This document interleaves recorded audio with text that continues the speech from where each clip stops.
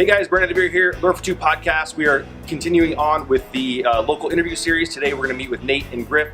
We're going to go check out Mojave Brewing Company. Let's go take a look.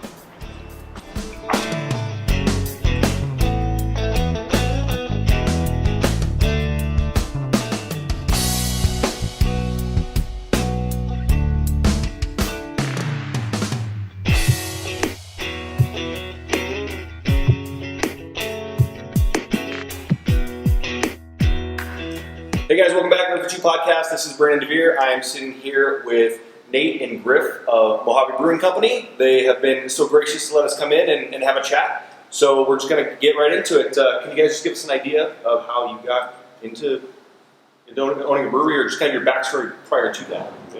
Sure. In 1992, I got out of the Navy and I was working my way through college, and I was working at a coffee shop that was right across the street from a brewery. And I'd give the guys a free coffee, and then after I finished my shift, I'd go and have a beer for free over at their brewery. And about 6 months later, they were like, well, Griff, why don't you try doing some brewing? We'll show you what you need to do. And after that, I never looked back. Oh, wow. So that's how I started brewing. 1992. Long time ago. So was this like home brewing or? Yeah, absolutely. Yep. I started doing home brewing. The guys were really cool about letting me see what they were doing.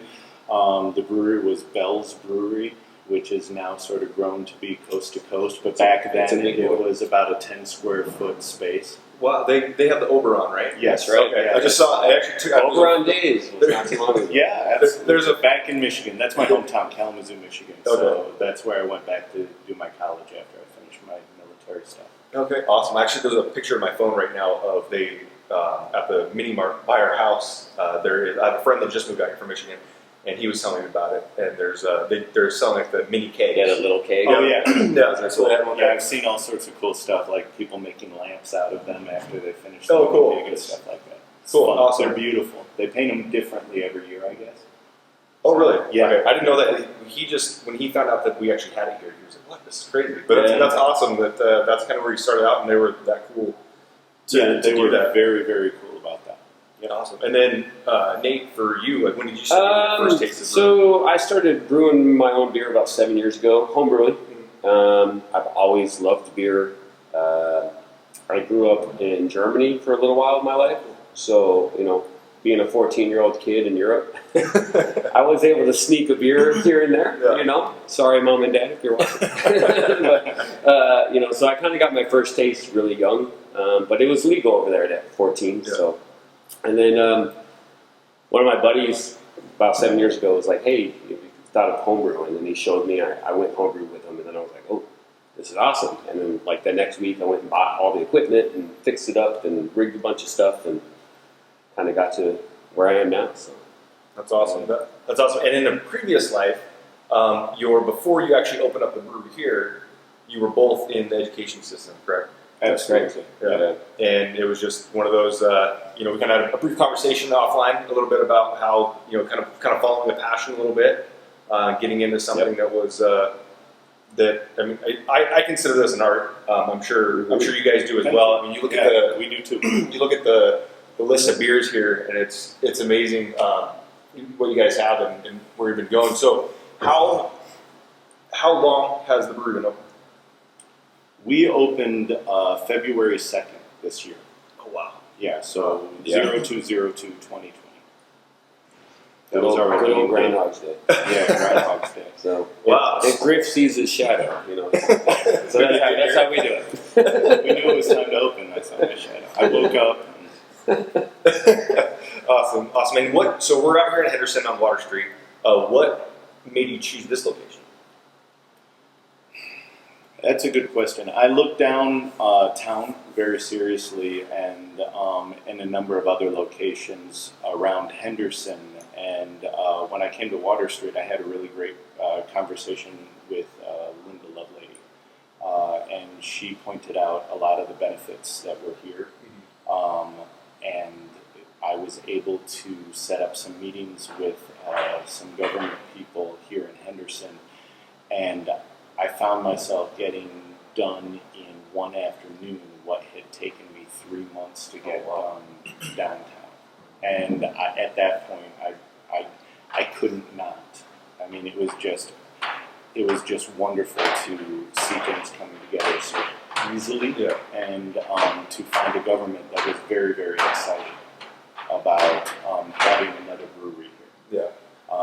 That said, once I started to understand a little more about this area and the community that came out to greet me, the people that showed interest, the friends that I made as we started building here, it just continued to be a great sign that this was the right place and another great idea that might come into play on Water Street. And we just never stopped falling in love with the idea of being here and providing beer to this area of the city. Well, even driving up here and parking, it has that old, like we discussed before, I'm from a very small town, like 1,800, 2,000 people, and it has that kind of small town feel. When I came in here last week with my wife, and we parked on the street where it's not, but down there, Henderson has a little bit different feel than, going into like the shopping, basically the strip mall area where you just pop in. So it has that kind of feel already. And how I was referred to you guys, a friend of mine, Mark, and he said, "Hey, you gotta go talk to these guys and see what they're doing. I love what they're doing." And that's already a word of mouth thing. And in a time where, like right now, we're not really able to do much word of mouth, but that says the kind of impact you've already had on someone to be like, "Hey, you gotta go check this out." And obviously, we know your what is to make beer. That's what you guys do. You make beer. But the story that Mark told me that brings this place alive and brings the story to this place was he was out here, out on the patio out there with his family and kids, and you happened to walk up to him and said, "This is what this is. This is why this place exists. This was my vision." Yeah. Can you explain a little bit more about that, like your vision, what you want to happen here in the community that you're trying to build within the brewery? You want to take a run at that? Yeah, you started. I think that's the biggest thing with the brewery here in Mojave. We did want a sense of community, and that's what brought us to downtown Henderson as well. The community here was so welcoming. Like he said, Henderson, the city of Henderson got so much done in one day that the city of Vegas took 3 months. Yeah. And so we kind of knew right then and there that we wanted to build a community, be a part of this community. So when we see families, with their kids, having some pizza, hanging out, drinking some beers, the adults obviously. That is kind of exactly what we wanted this place to be. We wanted to feel welcoming. We wanted people to come and enjoy the atmosphere, a place to kind of escape and get away. Especially right now with COVID, this is a nice place to kind of get somewhat some normalcy. And I think we've done a pretty good job of attaining that. Yeah. So, I don't know if you have. I think you covered it really well. I want to have a place that is not a bar, but is more a place to land after a hard day's work. Yep. Families can come. Little Joey can grab an ice cream at Purple Penguin, and Big Joey can walk down here and grab himself a stout, and they can sit together on the patio. We want this place to be welcoming and a comfortable, relaxing spot. And we like that people stay for a little while and have a meal. And of course, we love that they drink our beer and cider, but we also love the fact that this is kind of a home base for starting your day or your evening on Water Street. We love that. Well, I love how you talk about like incorporating other businesses so they can go out and go to Purple Penguin, which is exactly. We went and got a Dole Whip after we left here the other day because we live in the Southwest area, but we're rarely ever out here other than for my daughter's soccer tournaments, and that's going out and go and play on the field, and then go back home or go eat somewhere else, but not really down here. But what we like instinctively, what we just wanted to do was go, hey, let's just go walk around for a minute and see what's going on. So we did that, but then also incorporating other businesses as far as you guys you don't have a kitchen here, correct? Nope. But you still serve food. And and that was it was Water Street Pizza, correct? Yep. That you guys are partnered with, and that I think it's so awesome to create that community within the community of business owners wanting to work together. And instead of saying, hey, we're going to come in here, we're going to be the big boys on the block, we're going to serve all the beer, we're going to have all the kitchen, now you're Take it all. Yeah, take it all. Yeah. You create a partnership with somebody else that's going to be, hey, you guys want to sit down here, or you go down the street and have a beer, we'll bring it to you. Correct. I think that's an awesome place to be. I've seen that happen quite a bit I know that they do that quite a bit up in the Seattle area, Nice. just because I visit there quite often. But I've seen that. But what was that like? Did you guys just go and say, hey, we want to serve food. You guys want to deliver to us, and we'll serve the beer. You guys serve the food. Well, we had a really great opportunity, and Jim approached us. We knew that we wanted to partner with a restaurant. We knew that we weren't going to have the facilities to do a full kitchen here, and so Jim came down from Water Street Pizza and suggested that we work this way. We had been looking from our side at the idea of what it would take to do a virtual kitchen. And so it's another example of how things just fit together perfectly for us. And again, just one of those things where it just felt right putting the two companies together. And it's been wonderful. out. Yeah, really well. Am I leaving anything out in that? I mean, No, I think it's great. Yeah, I think we were kind of both looking. He was looking to extend his smaller restaurant to get more seats, and we were kind of looking for, a way that we could have food and get people to kind of hang here longer to relax, and opposed to having just like, oh, all we can get here is beer. So I'm going to have a beer and then I'm going to go eat. Yeah. It's nice that we can have families come in and get the pizzas and the mozzarella sticks, and everything can come right down here. They can relax and, have everything they need right in one spot. So. Yeah, I think that's awesome. I just love when business owners are working together to try and figure something out. Yeah.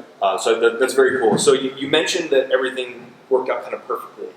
So fast forward from 2020 Yeah. to, let's say, a month ago, where 2 months ago, where things weren't, and not necessarily still aren't perfect, but now all of a sudden you're hit with that. Here's your dream. You're opening this brewery. You partner with the right people. You've got everything golden, and then boom! All of a sudden you're going, what do we do? A lot of people, and this is an interesting perspective because I've interviewed quite a few people who have been in business for a long time, and then now they got to shift. But now you guys you got started, Correct. and right away you have to shift to what's going on. What changes did you guys make to kind of keep things rolling and keep top of mind for people when it was pretty much nobody able to do anything? We had difficult times making some really hard choices. It was painful to tell our staff that we had to put them on hold until this passed by. We've since been able to rehire all of our staff. In fact, hire more staff, which is nice. And we had a really hard couple of days making some difficult decisions of how we were going to do this. I'm going to sound like a Henderson government fanboy again just by saying this, but we had some really great conversations with Henderson government as far as what they would allow us to do within the directives of the governor and what our licensing was for. And so we were able to keep our lights on and pay a few bills by doing curbside and filling growlers and filling howlers, which are the half-size growlers. Okay. We call them howlers because our coyote mask. Oh, okay. That's pretty cool. Kind of works out. And from there, we had a little bit of money set aside because we had a really good month. Right. And we had to make some tough choices. And I wanted to grab and hold on to everything and just wait it out because then I was like, okay, we can last until this month if we hold on to all our money and maybe make a little bit on. And Nate was like, no, we've got to be bold about this and we really have to push.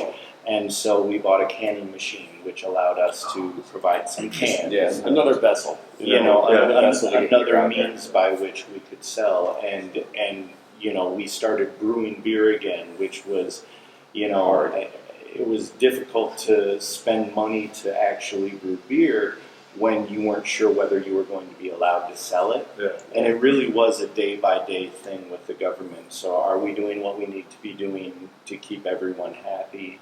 And yes, you are. Okay. And then the next day, are we going to be closed down today? Is this? And those first few weeks were scary. extremely scary that way.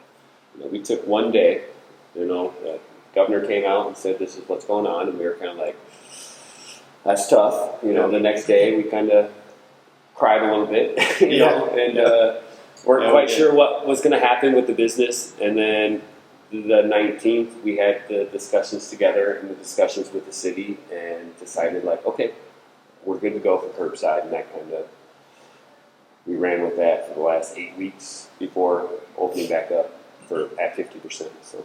And we're so fortunate that Henderson allowed us to be open and allowed us to exercise that aspect of our licensure. With that helping us, we were able to, keep our morale high, keep the customer base aware of what was going on. We really used social media a lot to let people know what was happening. At one point, we had a group of customers start a GoFundMe page for us. Oh, wow. Which was cool. Without even which was so, they just wanted to make sure that we were okay. Yeah. And so they started one for us. Which was an incredible compliment and helpful. Absolutely. And so we're incredibly grateful that way for those people helping us out. But we saw our way through to the point where we could start opening our doors again. And so at this point, we were at 50% and we had spaced out our tables. We were ready to go. What else are you going to do? When you really want to open, you move the tables around and you're like, okay, it's going to look this way. No, we want it to look this way. We did several movements. Put it over there. No, over here. Over here. Over there. Like when we can open, this is going to be great. And so we got our 50%, and then with the most recent iteration, we're able now to sit at the bar like this with spacing, and it's been a great transition. I hadn't realized how much I missed talking with people across the bar and walking into our room here and seeing people sitting at tables.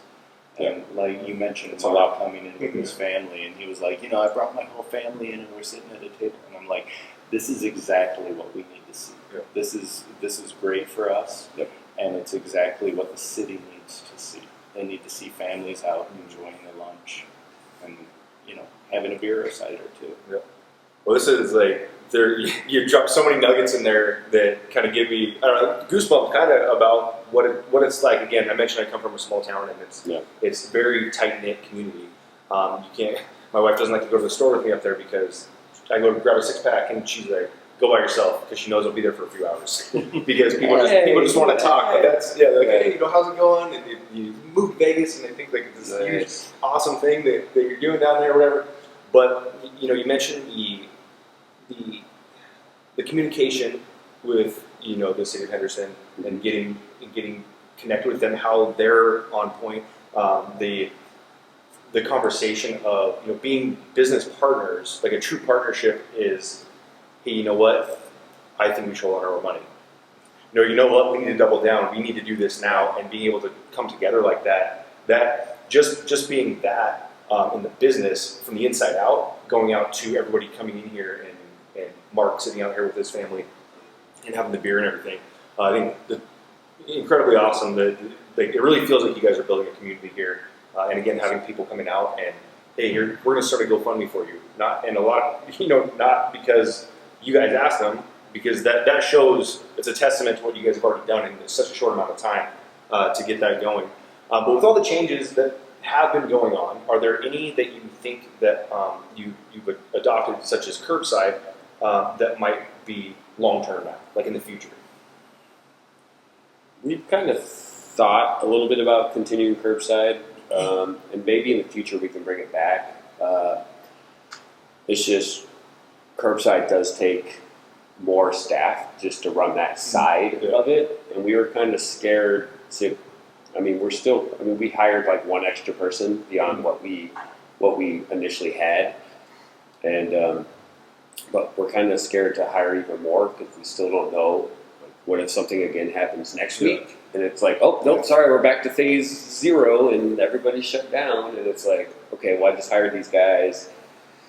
So we're still a little hesitant and weary about kind of moving forward on something like that. And when my guy and my partner here, who has that bullish attitude, is saying, "Well, let's be bullish. But let's really consider." It speaks to me.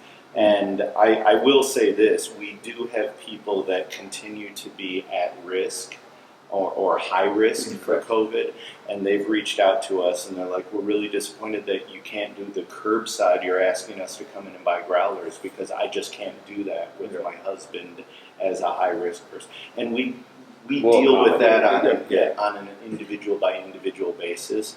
We really loved the response that people had to doing curbside, and I think that in the future we will have curbside, but it will be after we get to some normalcy just in running A business. this business, and once we have a feel for what it's like to be 100% again, because we had such a short period of time running at 100%, then we'll start reaching out in that direction. Because there are those factors, that's more beer that we produce, which is no problem because we love to sell beer and cider, but also the staffing that we have to maintain and the rules that we're going to have for where people can park and things, because we'll have to keep spaces open and things. But it gets into the nitty gritty. I mean, we could talk about that more, but I mean, in general, that was a really tough decision for us to not do that. As far as bringing people in and being a little more careful about how people sit, how people occupy tables, whether we allow tables to be moved together. Generally speaking, people are exercising a lot of common sense. And I think that while we will go to 100% occupancy, I think that let's not push all the tables together, or let's be a little more careful about how we queue up for our beers, and things like that will stay around. And I think that's kind of the new normal that we're just all adjusting to. It's difficult for our servers behind the bar. They have to wear the masks and they're hot, and it's uncomfortable after an hour of wearing it. You want to tear it off. But I don't know at what point we're going to be able to say, no, we're going to take them off, because really, truly, we're trying to be safe. And we're trying to exercise common sense in a situation, in an atmosphere where we want to be comfortable, but I don't want to serve you through bulletproof glass either. I want you to feel like we're back to normal, but we do have some things that we're factoring in to stay careful. Okay, well, another thing that you just reminded me of, talking about, you have no problem brewing more beer. When you mentioned earlier that it was like touch and go, it was, hey, today we're good, tomorrow we're not. Like, that's got to be scary, because it's not like you didn't order a steak, throw it on the grill, and serve it to somebody. Like, this is, I mean, what is the brew time? Like 2 weeks? I mean, how long does it take for you to brew a batch? I think it's safe to say a 3-week to a month cycle for most of our beers. Some of them are longer, some of them are shorter, but I'd say 3 weeks to a month. So we're feeling bullish about what's going to happen in a month, or trying to be bullish when we didn't know whether we were going to be able to continue to sell beer. Correct. Or perhaps have people in. I mean, there were rumors circulating about, like, well, it's going to be August before we get to open our doors again, things of that nature. So that would have been tough. Yeah, you can say that again. So you bought the canning machine, and so now you can. I'm assuming you obviously buy the cans here. Can you buy them at any other local spot? So the canner we got is more of a seamer. So it's an individual can that we fill straight from our tap. Oh, okay. Put the lid on, and it seals it, seams it, keeps it fresh. So we still don't have the capacity to do bulk distribution of our cans. That is we've had this conversation since the COVID thing. It's been an ongoing discussion. Like, if we get some loan money from the government for the shutdown, you know, should we invest in a larger canner to have another means of income if this happens again? And that's one unfortunate thing we didn't have is, a lot of other breweries have the canners that they're selling at the grocery store, so they still make money off the cans going out at the grocery store. We did not. All we had was literally curbside, jumping over that little wall over there 100 times a day, with growlers and howlers and cans in my hands. That's the only income we had for 2 months.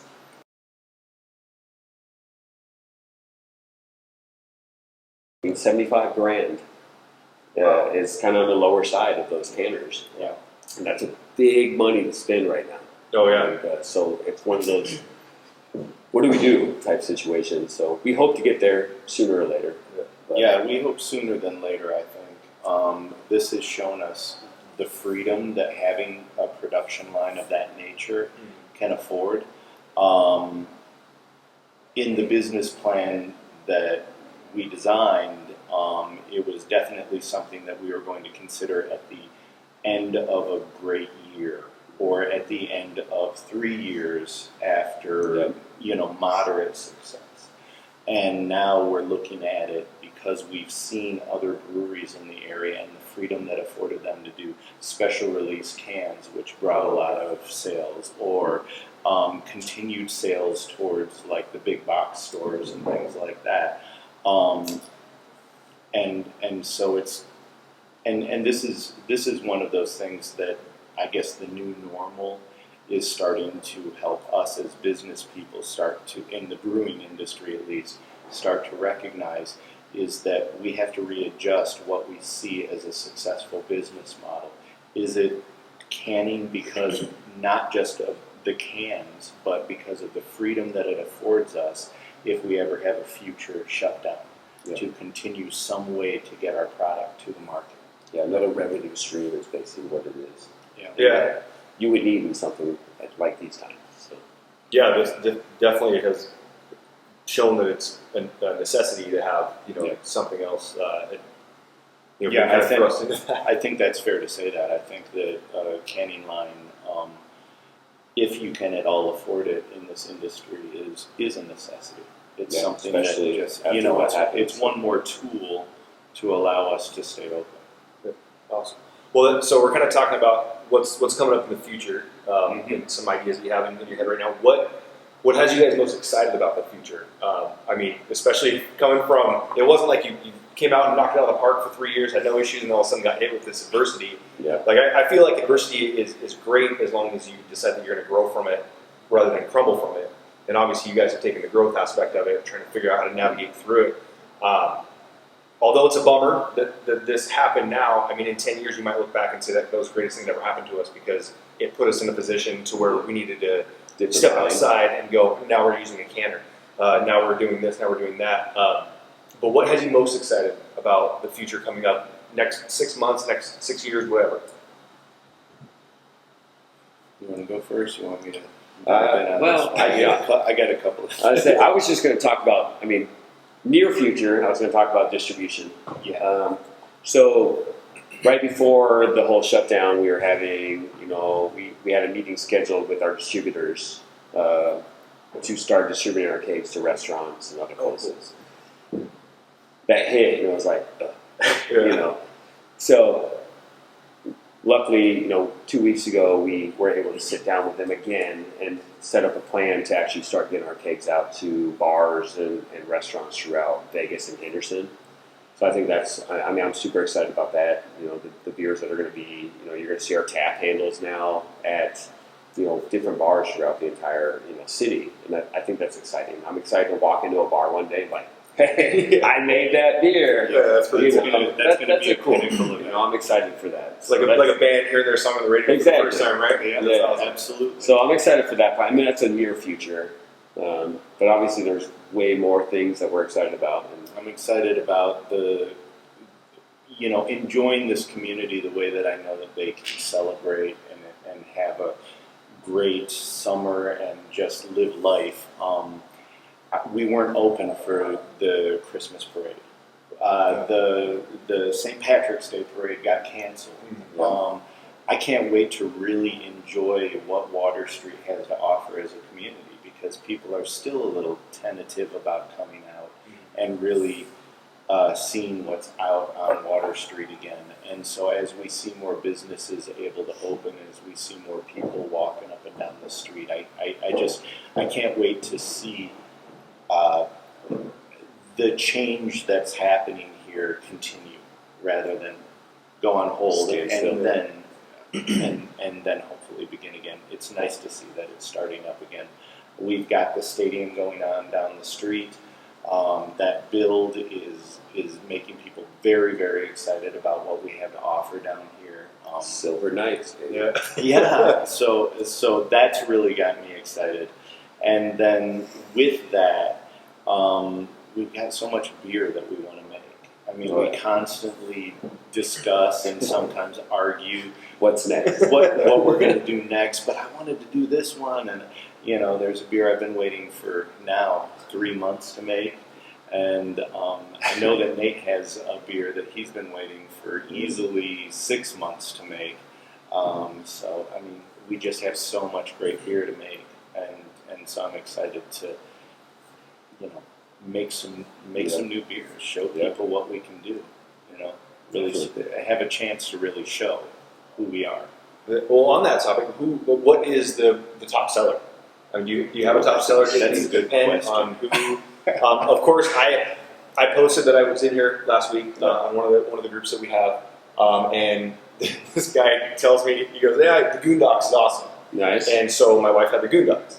And he said that, and I go, "Oh, my wife had the Goondock," and he's like, "Are you telling me that I like girl beer?" But he was just joking. They go back and forth because I had the hazy. Well, that's what I had, the hazy and the Dusk Till Dawn. Okay. Nice. Are the two that I had last time, and I like to try. I like most any beers, so I like to try, especially like your creations and things like that. But then Mark was telling me about there's the shotgun wedding. He told me, he said that people just are crazy for it. Yeah. And it's got a following. It's not jalapeno, but it's more of a serrano pepper heat, a clean heat. When you do jalapeno in beer, it tends to bring a citrus out. And so we'll do jalapeno pepper, but I wanted, when I designed that recipe, and it's been a recipe that I brought from my home brewing days, I wanted it to have a clean heat so the raspberry would really taste like raspberry. Oh, okay, so we overpower the citrus. Yeah, but that pepper heat is definitely there. I wouldn't say that's our best seller. No. But it's definitely got a following. Yeah, right now, I mean, IPAs are just probably the top sellers at most breweries, and it doesn't change here. So we've got 2 IPAs that sell very, very well. The newest one being the hazy that you were talking about. That's been on for about a week and a half, and it's been selling very, very well. So those ones are probably our top sellers. But again, it's kind of hard to see what our flagships are going to be just yet, because we're still 6 weeks of actually being open 100% to being shut down for 2 months. So it's kind of hard to see what the customers are enjoying as of now. But we'll get there. I mean, give us another few months. We'll definitely have things under the belt that will be flagships and whatnot. So. Yeah, and it's a constant source of discussion, because it's hard to retire a beer that we love. But we'll see one go away and then another that will stay for a long time. And we'll have seasonal beers. The ciders sell really well. Yeah, we've got to keep our ciders on. We're enjoying a lot of success with a few of our cider flavors. We've got some new ones that are coming along. We're actually working on one today that's really going to be fun. Yeah, that's awesome. I think the IPAs. Yeah, well, what's funny is that I'm from the Northwest, and every time I go home, my cousin used to live right on Capitol Hill, where we just walk down the street, and there's 4 different breweries and stuff like that. But we went there, and they have their the list of beers on the TV, right? And it's I'll take tap 47. It was 96 beers on tap or something like that, and easily probably 60% of them were IPAs. And I got kind of IPA out for a while because it just seemed like people were just going, IPA, how many hops can I throw in there? And I'd have one and my tongue would be burnt. It was like I just burnt my tongue on coffee. But that hazy, I was like, my wife, she doesn't like IPA. She doesn't like hoppy beer. And I had her taste that. She's like, oh, that's actually really good because it had like some good citrus to it. Yeah. And it wasn't overpowering with the hops. So it was like, yeah, I'm not gonna enjoy anything after this. So I will vouch for that for the hazy. It was really good. So if you get a chance to come check that out, definitely do it. Thanks for that. Yeah, absolutely. So with the idea of the COVID kind of having people work at home, and there's been Twitter that's now allowing people to work at home, and a lot of people are experiencing working at home. I feel like we're going to see a lot more of that. Do you guys feel that this is going to be a place where people can, maybe they come here for a couple hours of their day and get some work done here at the brewery? Absolutely. We've always hoped that we would be a point at which we would fill a space at the end of a work day where people might want to finish up on some emails or what have you while they have a pint and wait for friends to arrive and then go out to dinner or something of that nature. And now with this setting for workers, we continue to have a really welcoming environment where people can spread out and do some work and we had it set up so that we'd fill that little gap, the 4 p.m. to 6 p.m. sort of gap. And now if that turns into, okay, I'm going to go from noon until 2 p.m. and get some work done and have a pint and then get lunch and then finish up at home or what have you, that would be wonderful for us. We'd love that. And we continue to welcome that. Absolutely. Nate was talking with me about our bar a while back, and we made a point of making this bar a lot longer and wider so that people will have space to spread out and set up a laptop and do that work. We welcome that sort of activity here. That's awesome. That's great foresight too, to think about somebody putting their laptop, and not even just the laptop. I mean, they have other stuff. They might have a notebook out or something, do all that. Yeah. And so I think that's incredible foresight, and even to do that prior to this scenario where there's going to be a lot of people, I think, that will end up, maybe they go to a coffee shop in the morning, get a little bit of work done, go home, do a little bit more work, and then, like you said, come out here, finish up their work day, and then go out to dinner or whatever. But no, I think that's awesome.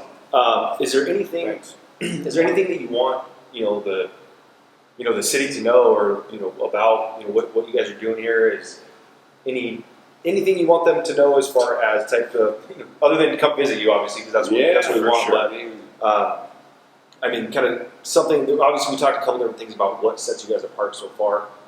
This idea right here with a longer bar is brilliant in my opinion, and then also partnering up with other Water Street Pizza, doing things like that. But is there anything else that you guys have going on that you want people to be aware of and kind of get an idea? I'll start off just with, not just us at Mojave, but just Water Street in general. We're trying to get Water Street to be this new happening place for families and people to come down and hang out, and be safe, and get good beer. You can get good Mexican food over at Juan's. There's 2 breweries down here. You got us at Mojave. You got Love Lady Brewing down here. Water Street Pizzeria. You have Sunset Pizzeria. You've got the Gold Mine. You have Cuckoo's Cafe, the Pacific Diner. There's all these cool places down here that I think a lot of people don't realize are open and doing business, or were here to begin with. Because Water Street has always in the past kind of been not so what it is now, and what it's becoming, and what it's turning into. The Silver Knight's coming. I guess we just want people to know, like, we are here. This is Water Street, and we are growing, and we are a big. We're becoming a place. And I think that's kind of what we want to know for that. So it's awesome. Yeah, you sort of stole my answer because I was going in that direction too. We at Mojave Brewing, the Mojave Desert is a place where dreams came true for my family, and I know it happened that way for Nate and his family as well. So when we have this space here, and I hope that the city recognizes that we want a community a group of interested and like-minded and friendly people that enjoy spending time here, and I really think that we're making those strides, and it's just a great place to hang out. I stole your thunder. It's hard. That's why I jumped in first, just in case. But we've talked about it multiple times. It really feels a community sense already at such a young age of the brewery. But you can tell that's what you guys are wanting to do, and why you made the choice to come down here. So I'll go ahead and back you on that one, everybody. Thanks. Absolutely. Well, all right. Now we know kind of what Mojave's about. Now, the most important part. How do people get here? What is the location of the brewery here? Well, if you're driving from downtown, like our beer, exit 23, you take exit 23 to Lake Mead Parkway and drive down and take a right turn onto Water Street and drive up and look for 107 and look for the old Bank of America sign, which is soon going to turn into Mojave the Mojave Brewing sign. So you said And that's where we're at. 107. 107 South Water Street, Suite 100. Yeah. Awesome. And then, are you on social media, anything like that? Absolutely. You guys? Facebook, Instagram, Twitter. We're pretty active on all three. So yeah, you can just you can look up just Mojave Brewing. It'll pop up. So please follow us. Absolutely. You guys do like releases and stuff on that? Like, hey, this new Yeah, thing so coming we try to post about every day. every day as much as we can, just to let people know, hey, we're still here, and we need new beers coming out, or events, what's going on in the community as well. We try to share other people's stuff that's going on on Water Street. So yeah, absolutely. Awesome. Well, Nate, Griff, thank you so much. Cheers. I appreciate your time. And everybody come out, grab yourself a pint Cheers. at Mojave. Cheers, guys.